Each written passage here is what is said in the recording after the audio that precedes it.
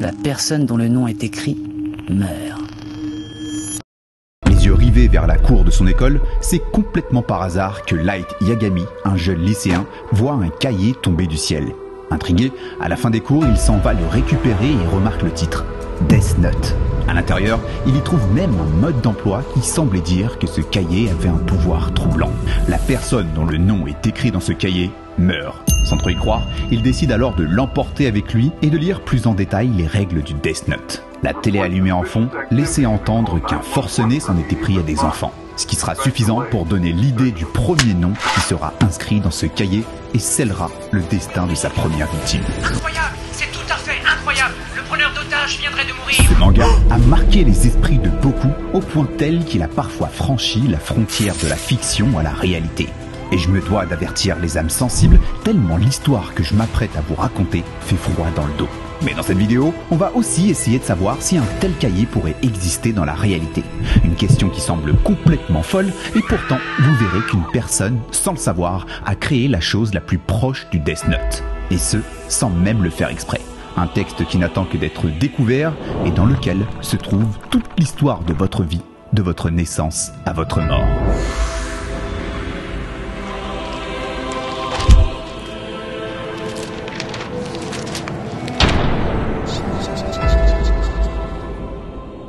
Mais avant, faut absolument que je vous parle de cette BD, Les Légendes de Clash. Et si le nom vous dit quelque chose, c'est tout simplement parce que c'est la BD du 8e jeu le plus téléchargé du Play Store, Clash of Clans. Donc je suis sûr que ça fera plaisir à ceux qui y ont déjà joué, et pour les autres, je vous rassure, pas besoin d'avoir joué au jeu pour comprendre l'histoire. D'ailleurs, je suis prêt à parier que beaucoup d'entre vous auront envie de vous lancer dans le jeu après avoir lu la BD. Dans l'univers des Légendes de Clash, on a plusieurs clans qui s'affrontent les uns les autres, et chaque tome se focalise sur un clan en particulier.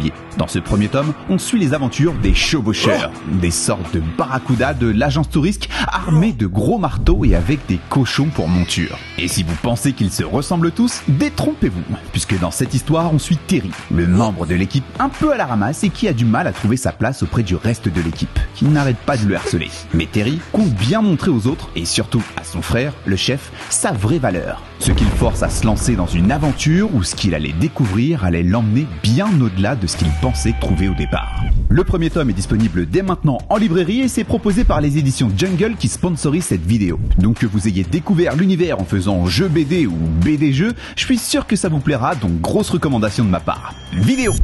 Quand on pense à Death Note, on pense tout de suite à ce cahier qui donne la possibilité à son possesseur de tuer quiconque il inscrira le nom sur ses pages. En allant plus loin, il pourrait même détailler la façon dont cette personne pourrait mourir et dans les 40 secondes qui suivent, la victime rendra son dernier souffle. Un pouvoir magique auquel aucune explication raisonnable ne serait possible. À part peut-être un coup de chance. Dans le premier épisode, après que Light Yagami ait inscrit le nom de sa première victime, il a du mal à y croire, mais on le comprend. Il se dit que c'est impossible que ce soit lui qui ait causé la mort de cette personne et qu'il s'agit sans doute d'une coïncidence. Pour en être sûr, il décide alors de réessayer. Avec cette deuxième victime, il n'y a plus de doute, ça ne peut être que lui. Mais imaginez ça, et si c'était encore une fois un coup de chance? Et si toutes les morts qui ont suivi ensuite étaient aussi dues à une coïncidence? De leur nom à la façon dont les gens meurent, tout n'est que hasard. Dit comme ça paraît fou, et pourtant ce n'est pas impossible. Mais justement, quelles sont les chances pour que toutes les victimes du Death Note ne soient dues qu'au hasard? Pas besoin de se lancer dans plein de calculs différents pour savoir que les chances seraient très proches de zéro. Mais si je vous disais maintenant que dans le texte que je suis sur le point de vous montrer, de façon encore plus détaillée que n'importe quel Death Note, je connais tout de chacune des personnes qui regardent cette vidéo, de l'endroit où vous vivez, à l'heure à laquelle vous êtes né, ce que vous ferez dans 50 ans et ce que vous faites en ce moment même. Plutôt terrifiant comme idée, n'est-ce pas? Et pourtant, c'est ce qu'a réussi à créer Jonathan Basile avec son œuvre ultime de la connaissance absolue, la Bibliothèque de Babel. Inspirée de la bibliothèque dans le récit du même nom et publié en 1941. La Bibliothèque de Babel est un site internet qui contient tout ce qui a été écrit et tout ce qui sera écrit, littéralement. Dans cette bibliothèque virtuelle, en forme d'hexagone, on y trouve 4 murs de livres contenant 5 étagères avec 32 volumes de 410 pages chacun, et qui contiennent elles-mêmes 3200 caractères. Chaque page utilise toutes les lettres de l'alphabet de A à Z, avec aussi des espaces, des virgules et des points. Un numéro unique est attribué à chaque page et c'est ce numéro qui sera ensuite converti en lettres, virgules et points. Avec cette logique, Jonathan Basile s'est assuré que l'algorithme produira toutes les combinaisons possibles. Ce qui signifie que ce qui se trouve sur chaque page est déjà prédéterminé. En d'autres termes, chaque page existe déjà et n'attend que d'être découverte. Ce qui, à l'image du Death Note, inclut la date, l'heure et une description détaillée de la mort de chaque individu et bien plus que ça. De la recette de l'immortalité au secret de l'univers, tout existe dans cette base de données depuis sa création en 2015. Laissez-moi vous le prouver avec un exemple très simple. Dans ma chaîne YouTube, La Poire Fendue, que j'ai créée en 2016, soit 1 an après la mise en ligne de ce site internet, sortira une vidéo le dimanche 11 juin et dans laquelle je vous parlerai de la chose qui, dans notre monde, est la plus proche du Death Note. Impressionnant. Et oui, cette information a été écrite et est disponible depuis 2015. À ce stade, vous devriez avoir compris comment ce site fonctionne. Mais laissez-moi vous le redire encore une fois. En contenant toutes les combinaisons de lettres et de ponctuation possibles, cette bibliothèque contient toute la connaissance. Bon, ça veut dire qu'on a créé quelque chose qui a la réponse à toutes nos questions. Alors pourquoi ne pas y chercher un remède à toutes les maladies ? Et c'est là que le retour à la réalité va être difficile. Cette bibliothèque est énorme. Et quand je dis énorme, ne pensez pas que je la compare aux plus grandes bibliothèques que notre monde ait connues. Énorme à un point que malgré l'immensité de notre univers observable, chaque atome qui y est présent, soit 10 puissance 80, serait loin, très loin de pouvoir contenir chaque livre de cette bibliothèque qui en compte 10 puissance 4677. En d'autres termes, cette bibliothèque est grande à un point qu'elle pourrait contenir un nombre inconcevable d'univers. En plus, parce que cet algorithme réarrange les caractères dans tous les ordres possibles et sans se soucier de réelle signification, on serait très chanceux de tomber par hasard sur un mot avec une réelle signification. Pourrait-on un jour créer un algorithme capable de traiter autant d'informations pour en extraire que celles qui ont un sens ? Très probablement. Mais à quoi bon ?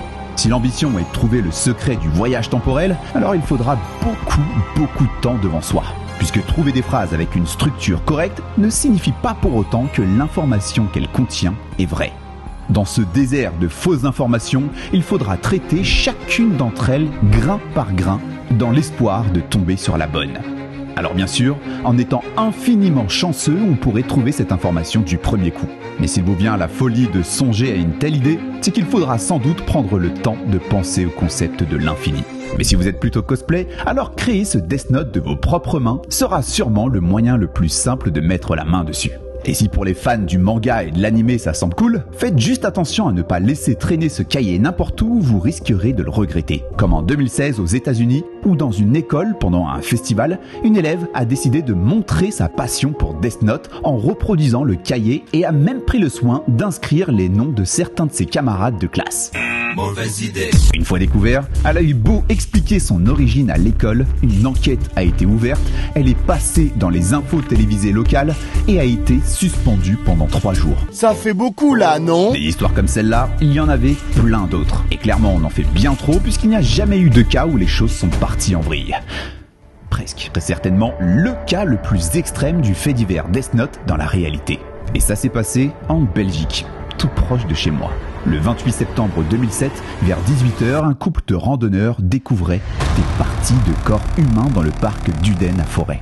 À proximité se trouvaient 2 morceaux de papier sur lesquels on pouvait lire « Watashi Wakiro desu » et qui fait bien sûr référence au surnom de Light Yagami. Pour rendre les choses encore plus étranges, une grande traînée de riz avait été déposée au sol et qui menait à un symbole qui semblait être un kanji. Mais sans plus d'informations, l'enquête est restée sans réponse pendant un très long moment. Et ce n'est que 3 ans plus tard que 3 personnes ont pu être arrêtées par la police belge en ayant été identifiées comme les tueurs. Pendant une soirée, dans l'appartement d'un des 3 coupables, une dispute violente avait éclaté jusqu'à entraîner la mort de la victime. Après avoir tenté pendant plusieurs jours de faire disparaître le corps en le faisant dissoudre, certaines parties ont ensuite été emmenées dans une maison abandonnée pour y faire brûler les restes. Mais ils décident finalement de disperser les morceaux dans la ville, dont 3 se retrouveront dans le parc d'Uden, où ils déposeront ces morceaux de papier qui donneront à cette affaire le surnom de meurtrier du manga. Les coupables ont été condamnés à 20 et 23 ans de prison.